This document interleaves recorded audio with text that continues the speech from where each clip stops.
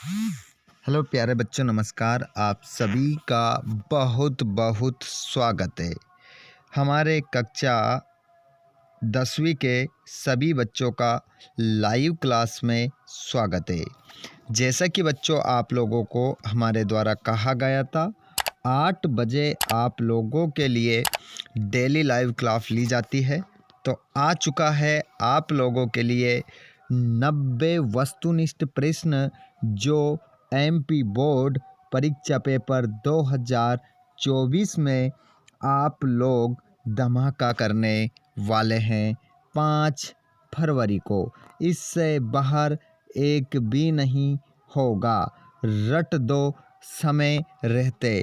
संपूर्ण उत्तर सहित मैं आपको सॉल्यूशन करवाने वाला हूँ। कक्षा 10वीं का हिंदी का 5 फरवरी 2024 को आने वाले 90 वस्तुनिष्ठ प्रश्नों में से आपके पेपर में छपेंगे। जी हाँ दोस्तों, आपने सही सुना है। चलिए तो बिना देर के हम स्टार्ट करते हैं।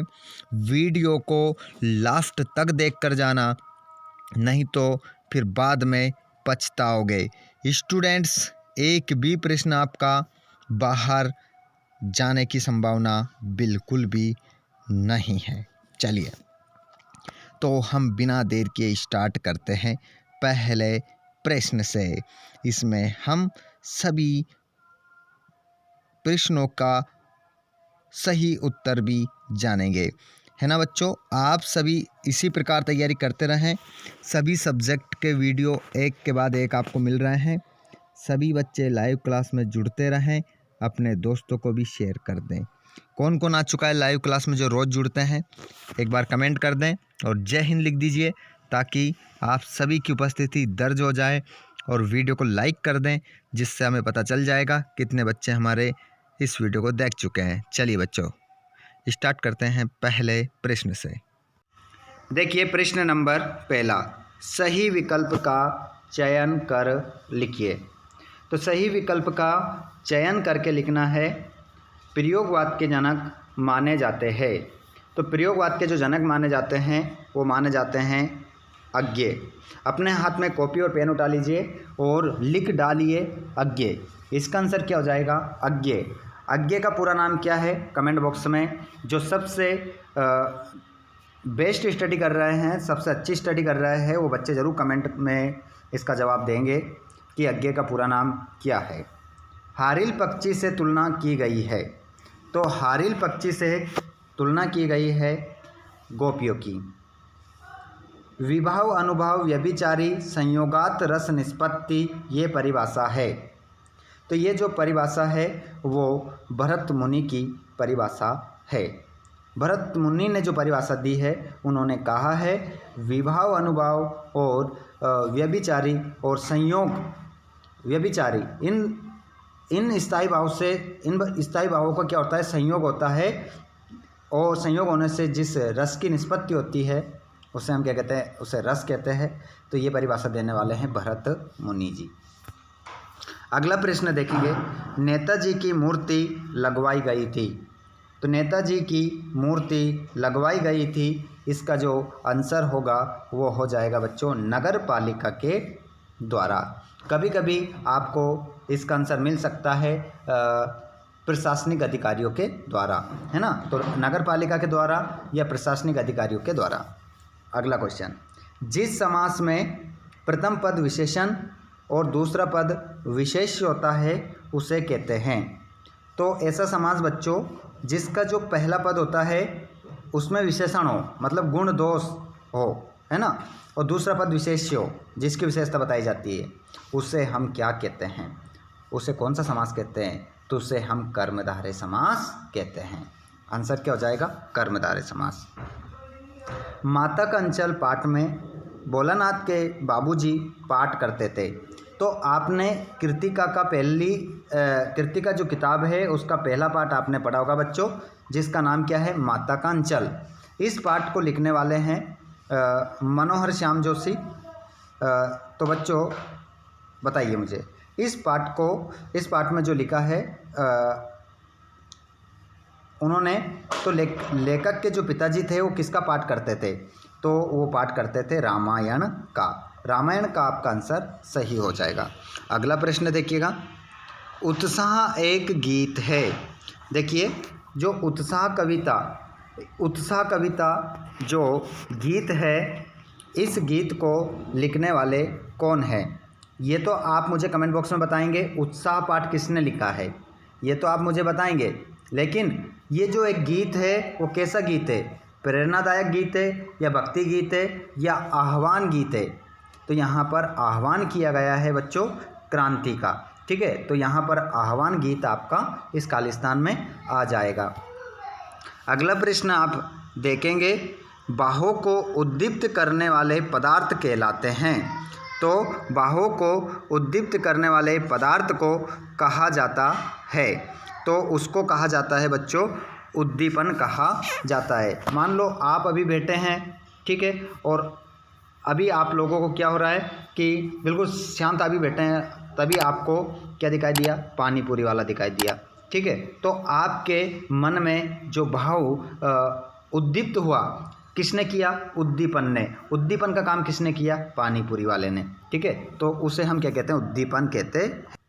लेकिन दोस्तों यहाँ पर आपको बता देता हूँ, यहाँ पर आपका आंसर विभाव भी हो सकता है, लेकिन यहाँ पर पदार्थ की यदि बात हुई है तो अपन यहाँ पर उद्दीपन कर देंगे, और यदि यहाँ पर भाव की बात हो जाती तो अपन विभाव कर देते, क्योंकि विभाव का ही अंग होता है क्या? उद्दीपन। ठीक है, चलिए आगे हम बढ़ते हैं। भाव प्रधान साहित्य को कहते हैं, तो भाव प्रधान साहित्य को हम कहते हैं काव्य कहते हैं। और बाल गोविंद भगत की प्रभातियाँ मास से शुरू होती थी। देखिए बाल गोविंद जो भगत थे, वो उनके जो बाल गोविंद भगत कबीर के जो गीत गाते थे, मतलब सुबह सुबह जो गीत गाते थे, वो कब शुरू होते थे? तो ये होती थी कार्तिक महीने, है ना, जब दिवाली वगैरह अपन मनाते हैं ना, तब से शुरू होती थी। जो शीत ऋतु होती है उसके लास्ट तक वो चलती थी। चलिए आगे बढ़ते हैं। वाक्य से किसी कार्य के निषेध अर्थ ना होने का बोध होता है, तो उसे हम क्या कहते हैं? निषेधवाचक वाक्य कहते हैं। इस खालिस्तान में क्या लिखोगे आप? निषेधवाचक वाक्य। और साना साना हाथ जोड़ी पाठ गद्य की विधा है, तो ये जो पाठ है, इस पाठ को लिखने वाली कौन है? मधु कांकरिया। मधु कांकरिया ने इस पाठ को लिखा है ना बच्चों? तो ये बताइए मुझे, उन्होंने कौन सी विधा में लिखा है? तो मधु कांकरिया ने इस पाठ को लिखा है यात्रा वृत्तांत के रूप में। चलो आगे बढ़ते हैं हम, और आगे हम बढ़ेंगे सत्य के रूप में। वीर व्यक्ति अपनी प्रशंसा स्वयं करते हैं, तो वीर व्यक्ति जो होते हैं वो स्वयं अपनी प्रशंसा करते हैं, तो ये क्या हो जाएगा? आपका असत्य हो जाएगा, क्योंकि जो वीर व्यक्ति होता है वो कभी भी अपनी प्रशंसा स्वयं नहीं करता है। तो ये पहला वाला आपका क्या होगा? सत्य। दृश्य काव्य में अभिनव तत्व प्रदान होता है, तो दृश्य काव्य में अभिनय है ये, है ना, अभिनय तत्व प्रदान होता है, बिल्कुल। दूसरा क्या होगा? सत्य होगा। तीसरा बढ़ते हैं। नाटक गद्य की गौण विधा में आता है, असत्य। तीसरा क्या लिखोगे? असत्य, क्योंकि ये प्रमुख विधा में आता है नाटक, ना कि गौण विधा में। गौण विधा में तो आपका आता है संस्मरण, रेखाचित्र, ये सब आते हैं। तो लखनऊ का बालम किला प्रसिद्ध है, इसमें भी क्या हो जाएगा? आपका सत्य हो जाएगा। जहाँ पर कट और राइट का निशान लगा रहा है वहाँ पर आप क्या लिखेंगे? सत्याफत्य लिखेंगे। ऐसे निशान लगाकर आओगे नंबर नहीं मिलेगा। शब्द शक्ति के 3 प्रकार होते हैं। सत्य, लेखक अज्ञे मनोविज्ञान के विद्यार्थी थे, नहीं, इसमें क्या लिखोगे आप? असत्य लिखोगे, क्योंकि वो मनोविज्ञान के विद्यार्थी नहीं थे, वो किसके थे? विज्ञान के, है ना, विज्ञान के विद्यार्थी थे। अगला, उनकी नियमित शिक्षा विज्ञान विषय से हुई थी। अगला क्वेश्चन देखेंगे, सप्तक। तो ये जो सप्तक है, इसको आप किससे मिलाओगे बच्चों? 7 का समूह को हम क्या कहते हैं? सप्तक कहते हैं। और प्रस्तुत के माध्यम से अप्रस्तुत का बोध होता है, अन्योक्ति अलंकार में होता है। और जिसको ज्ञान कम हो तो उसे बोलते हैं हम अल्पज्ञ। और लोकोक्ति को हम क्या कहते हैं बच्चों? कहावत भी कहते हैं। और श्रुति को क्या कहते हैं बच्चों? श्रुति। इस श्रुति को हम कहेंगे श्रुति। खेदुम तो हम कहते हैं जहाँ पर देवी देवताओं का निवास स्थान होता है उसे हम क्या कहते हैं, खेदुम कहते हैं। लेकिन श्रुति शब्द ध्वनि है ना, शब्द की जो ध्वनि होती है उसे हम क्या कहते हैं, शब्द ध्वनि। और सप्ताह के दिन इससे कोई लेना देना नहीं है, और अज्ञानी से कोई लेना देना नहीं है ना, ये दो छूट जाएंगे। बाकी हमारी जोड़ी बिल्कुल करेक्ट है, कोई प्रॉब्लम नहीं है इसमें। आगे हम प्रश्न नंबर 5 को देखेंगे, इसका भी हम आंसर करेंगे पूरा। जयशंकर प्रसाद की आत्मकथ्य कविता किस पत्रिका में प्रकाशित हुई थी? ठीक है, तो बताइए जयशंकर प्रसाद की जो कविता है आपके पाठ्य पुस्तक में, आत्मकथ्य कविता किस पत्रिका में प्रकाशित हुई थी? तो इसमें आंसर जो लिखोगे बच्चों, आप लिखोगे हंस पत्रिका। ठीक है, हंस पत्रिका आपका करेक्ट आंसर होगा। अगला क्वेश्चन है, अनुभव किसे कहते हैं? अनुभव किसे कहते हैं? तो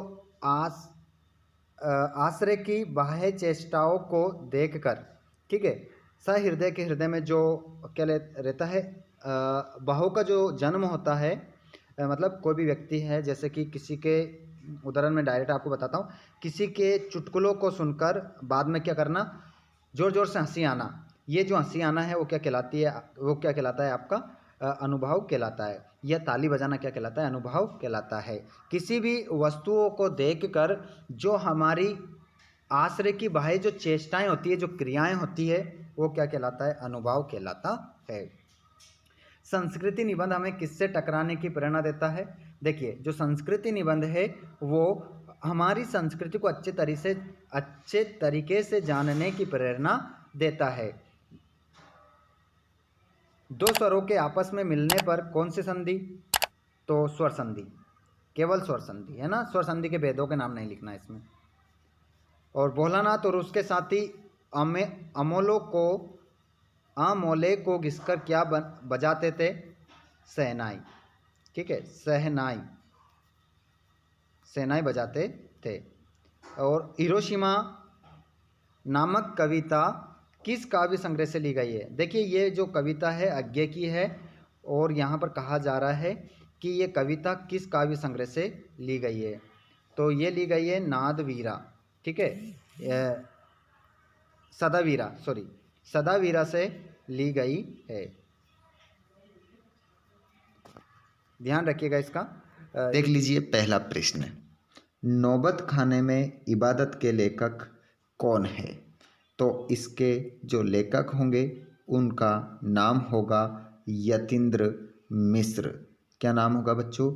यतीन्द्र मिश्र। आप यहाँ पर आंसर लगाएंगे।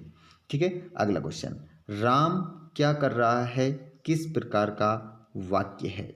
इसका आंसर हो जाएगा प्रश्नवाचक। प्रश्नवाचक आपका उत्तर होगा। अगला है, नई कविता का प्रारंभ कब से हुआ? तो नई कविता का जो प्रारंभ है वो हुआ है बच्चों, आपका इसमें आंसर होगा 1950। सूरदास जन्म से कैसे थे? तो इसका आंसर क्या हो जाएगा? अंधे थे। कैसे थे बच्चों? अंधे। चलिए अगले प्रश्न को देखते हैं। देखिए, शब्द शक्ति कितने प्रकार की होती है? बताइए, शब्द शक्ति कितने प्रकार की होती है? सभी बच्चों का कमेंट आना चाहिए। तो इसमें आपका जो उत्तर होगा वो तीन प्रकार की शब्द शक्ति होती है। अब मैं ये देखना चाहता हूँ कि मुझे इन 3 प्रकार की शब्द शक्ति के नाम सबसे पहले कौन बताएगा, जल्दी से। सभी बच्चे क्लास में लाइव चैट में कमेंट कर दीजिए। जो बच्चे हमारे लाइव क्लास में जुड़ रहे हैं वो लाइव में कमेंट कर दो, और जो लाइव में नहीं जुड़ पा रहा है वो हमें कमेंट बॉक्स में कमेंट करेंगे बाद में जो इस क्लास को देखेंगे। ठीक है, कि भैया बताइए शब्द शक्ति कौन कौन सी होती है, ये हम प्रश्न पूछ रहे हैं। अब इसका जवाब वही देगा जो कौन है भैया। हाँ, समझ गया प्यारा। ठीक है, बिल्कुल वही बच्चे होंगे जो हमारे इस वीडियो में जो टॉपर बनने वाले हैं, वो बच्चा इसका सबसे पहले जवाब देगा। देखते हैं, अगले सेट सी में हम उसका नाम भी घोषित करेंगे। ठीक है। और ऐसे ही प्रश्न हम सी में पूछने वाले हैं आप लोगों से, तो उसका जवाब आपको टी सेट में दिया जाएगा। ठीक है, हमारा ए सेट हमने डाल दिया है, उसको आप दूसरे वीडियो में जाकर देख सकते हैं। बिल्कुल, चलिए, तो शब्द शक्ति के 3 प्रकार होते हैं, वो नाम आप बताएंगे। राम से चला नहीं जाता है कैसा वाच्य है? तो ये जो वाच्य हो जाएगा बहुवाच्य होगा। बहुवाच्य आप लिखेंगे इसका आंसर। अगले प्रश्न को हम देखेंगे, प्रश्न नंबर 2। प्रश्न नंबर जो 2 है, इसमें आपको सही विकल्प चुनकर लिखना है। देखिए, उद्धव ने गोपियों को किसका संदेश दिया? तो उद्धव ने गोपियों को जो संदेश दिया था वो दिया था योग का। योग का संदेश दिया था। तुलसीदास के गुरु का नाम क्या था? तो उनका जो नाम था बच्चों, नरहरि दास नाम था। सांप के डर से घबराए भोलानाथ कहाँ जाकर छुपे? तो अंचल, माँ के अंचल में। अगला आंसर आपका देखिए। अंधे की लाठी मुहावरे का अर्थ है। तो अंधे की लाठी मुहावरे का जो अर्थ होता है वो होता है एकमात्र सहारा। हिंदी का सर्वाधिक लोकप्रिय महाकाव्य कौन सा है? तो उत्तर हो जाएगा रामचरितमानस। अगला प्रश्न है, बाल गोविंद भगत गाते समय क्या बजाते थे? तो इसका उत्तर आपका हो जाएगा खंजड़ी। खंजड़ी आपका सही उत्तर होगा। रिक्त स्थान की पूर्ति कीजिए। प्रश्न नंबर 3 में रिक्त स्थानों की पूर्ति करना है। दशानन में समास है, तो इसमें आंसर आपका होगा दशानन में जो समास है वो बहुव्रीहि आपका सही उत्तर होगा। अगला प्रश्न है, छायावाद के जनक हैं? इसका उत्तर आपका हो जाएगा जयशंकर प्रसाद। अगला है, चौपाई छंद में मात्रा होती है। तो चौपाई छंद में जो मात्रा होती है वो होती है 16। सभ्यता का परिणाम है। तो सभ्यता जो परिणाम है वो है संस्कृति का परिणाम। अगला क्वेश्चन है, बिस्मिल्लाह खां के मंदिर में शहनाई बजाते थे। तो बिस्मिल्लाह खां जो है वो बालाजी के मंदिर में शहनाई बजाते थे। अगला प्रश्न है, क्रिया विशेषण के प्रकार होते हैं। तो इसका आंसर आपका 4 हो जाएगा। चलिए, प्रश्न नंबर हम देखेंगे यहाँ पर चौथा वाला। सत्यहत्य को यहाँ पर चुनना है। साना साना हाथ जोड़ी पाठ मधु कांकरिया की रचना है। तो इसका आंसर क्या लिखोगे? सत्य। क्योंकि ये क्वेश्चन जो है कृतिका का पाठ नंबर कौन सा है, कमेंट बॉक्स में सभी बताइए। इंतजार कर रहा हूँ मैं आप लोगों का। बताइए कौन बताएगा कौन सा नंबर का पाठ है ये? 1 2 3 देखते हैं। कुछ पाठ माठ पढ़ा कि नहीं भाई? जल्दी कमेंट कर दीजिए पढ़ा है तो। जो प्रश्न मैं आपसे पूछूं सभी हमारे जितने भी भाई बहन जुड़ रहे हैं सभी एक बार कमेंट जरूर कर दिया करें, जिससे आप लोगों को सभी प्रश्न आसानी से याद हो जाते हैं। सही नहीं तो कम से कम गलत तो कमेंट करिए, जिससे आपको पता चलेगा कि इसका सही आंसर क्या होगा। इंतज़ार कर रहा हूँ, जल्दी से कमेंट करिए। प्रत्येक बच्चा कमेंट करेगा, कोई कमेंट करने से ना चूके भैया। चलिए आगे बढ़ जाते हैं अब, समय को बर्बाद ना करते हुए। जिस क्रिया का प्रभाव कर्म पर पड़ता है वह सकर्मक क्रिया होती है। बिल्कुल सत्य लिखेंगे। रस 7 प्रकार के होते हैं, असत्य। एकांकी में अनेक अंक होते हैं, असत्य। अर्थ के आधार पर वाक्य 8 प्रकार के होते हैं, सत्य। देखिए यहाँ पर पूछा है कि अर्थ के आधार पर वाक्य कितने प्रकार के होते हैं, तो बताइए मुझे रचना के आधार पर वाक्य के भेद कितने होते हैं। प्रत्येक बच्चा बताइए मुझे, सभी बताएंगे मुझे रचना के आधार पर वाक्य के कितने भेद होते हैं। रचना के आधार पर देखना चाहता हूँ कितने सही जवाब देंगे। और भोलानाथ के पिता रामायण का पाठ करते थे, तो ये भी क्या हो जाएगा? असत्य। राइट कट का निशान कोई नहीं लगाएगा। जहाँ हमने आपको राइट का लगाया वहाँ क्या लिखेंगे? सत्य। और जहाँ पर कट का निशान लगाया वहाँ पर क्या लिखोगे? असत्य का निशान लगाओगे। ठीक है, चलिए आगे बढ़ते हैं हम अगले प्रश्न की ओर। जोड़ी देखेंगे, राम लक्ष्मण। राम लक्ष्मण को किससे मिलाओगे?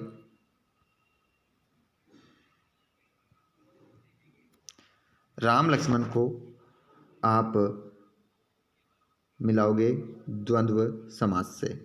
हिमालय की चोटी, कंचनजंगा, रौद्र रस, क्रोध, नाक में दम करना, परेशान करना, मन्नू भंडारी, एक कहानी ये भी। इन दो को किससे मिलाओगे? स्वयं प्रकाश। इस प्रकार आप क्या मिला देंगे? अपनी जोड़ी को सही मिलाएंगे, है ना। गलती किसी प्रकार की नहीं करना है। ये विद्यालय में समास है, बताइए विद्यालय में कौन सा समास है, ये आपको बताना है। तो प्यारे बच्चों, विद्यालय में जो समास है वो है आपका तत्पुरुष समास। अगला क्वेश्चन है, आत्मकथ्य के कवि हैं। तो आत्मकथ्य के जो कवि हैं उनका नाम है जयशंकर प्रसाद। अगला क्वेश्चन है, अज्ञे ने हिरोशिमा कविता में बहते बहते लिखी। इसका आंसर होगा रेल गाड़ी। अगला क्वेश्चन है, श्री गणेश करना का अर्थ है। तो श्री गणेश करना का अर्थ है प्रारंभ करना। जितने भी बच्चे इस वीडियो को देख रहे हैं आप सभी का पुनः स्वागत है। और जिन बच्चों ने अभी तक वीडियो को लाइक और शेयर नहीं करा है तो आप सभी से रिक्वेस्ट है कि अपने दोस्तों को भी आप वीडियो को शेयर कर दें और चैनल को सब्सक्राइब कर ले बच्चों, ताकि आप लोगों को आने वाले सभी वीडियो के नोटिफिकेशन मिलते रहें। चलिए अगला प्रश्न देखिएगा, मन्नू भंडारी की हिंदी प्राध्यापिका है। तो मन्नू भंडारी की हिंदी प्राध्यापिका जो है उनका नाम है शीला अग्रवाल। अगला क्वेश्चन है, रस के अंग होते हैं, बताइए। इंतज़ार कर रहा हूँ लाइव क्लास में जितने भी बच्चे जुड़ रहे हैं आप सभी का कमेंट लाइव क्लास में आना चाहिए। लाइव कमेंट करेंगे सभी, लाइव चैट में कमेंट आप सभी करेंगे। बताइए इसमें आपका आंसर क्या होगा। इंतज़ार कर रहा हूँ मैं आपके कमेंट का। देखता हूँ सबसे पहले जो लाइव क्लास में जुड़ रहे हैं उनमें कौन जवाब देता है, और जब हमारा ऑफलाइन वीडियो चलेगा तो उसमें इसका आंसर जितने बच्चे जुड़ेंगे वो भी इसका आंसर देंगे। बिल्कुल रस के अंग जो होंगे वो क्या होंगे, यहाँ पर आपका 4 हो जाएगा। अगला प्रश्न है आपका,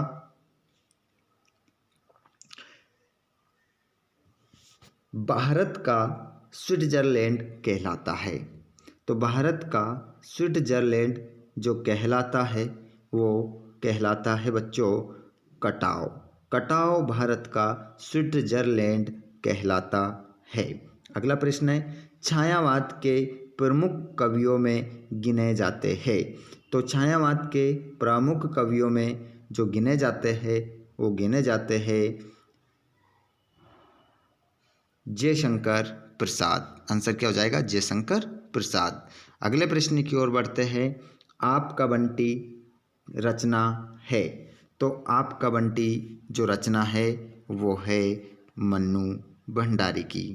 आगे हम बात करेंगे अगले प्रश्न की। अगला प्रश्न आपका रहेगा वो रहेगा, आग में घी डालना मुहावरे का अर्थ है।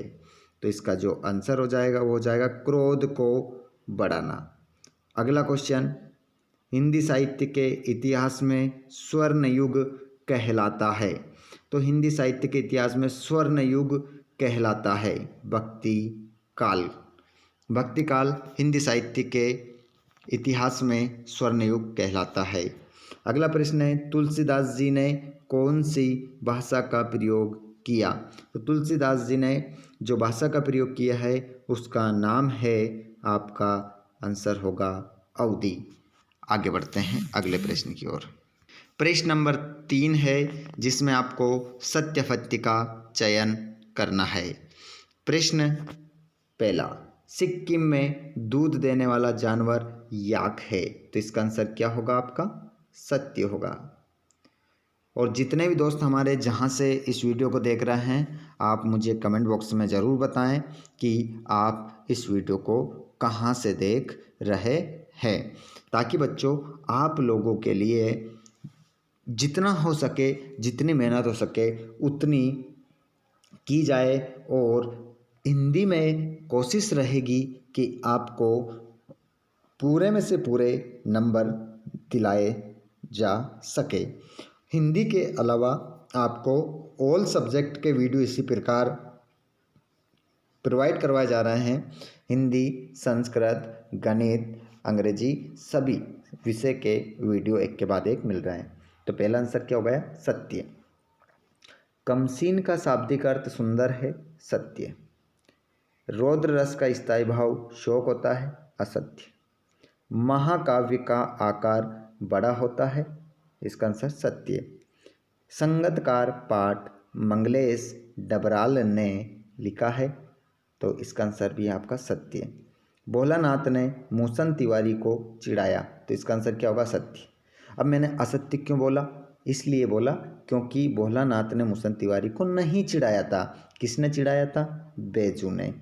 बेजू ने चिढ़ाया था बच्चों उसको, ठीक है। इस कारण से वाक्य क्या हो गया आपका? असत्य हो गया। चलिए आगे हम बढ़ते हैं प्रश्न नंबर 4, जिसमें हम जोड़ी को देखेंगे। आइए बच्चों जोड़ी मिला लेते हैं। जितने भी बच्चे ऐसे हैं भाई, देखिए लाइव कितने बच्चे जुड़ रहे हैं, लेकिन लाइक देखिए भैया, आप लाइक क्यों नहीं कर रहे हैं?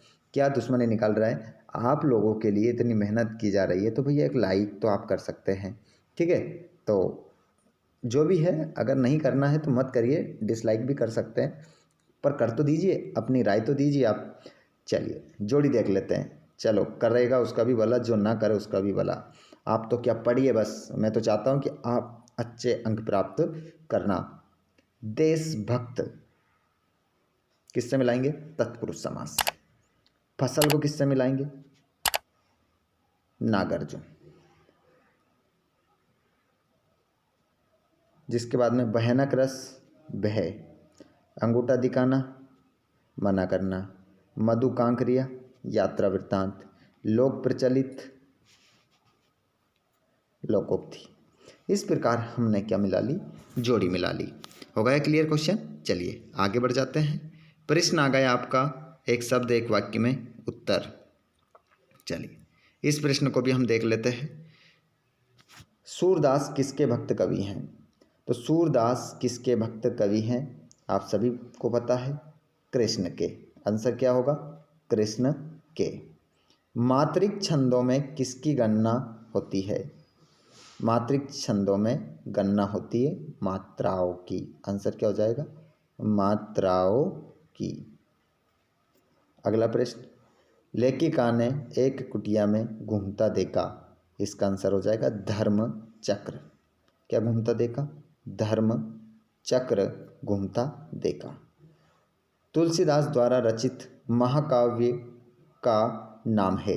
तुलसीदास द्वारा रचित महाकाव्य का जो नाम है उसका नाम है रामचरितमानस। रामचरितमानस। रामचरितमानस आपका उत्तर हो जाएगा।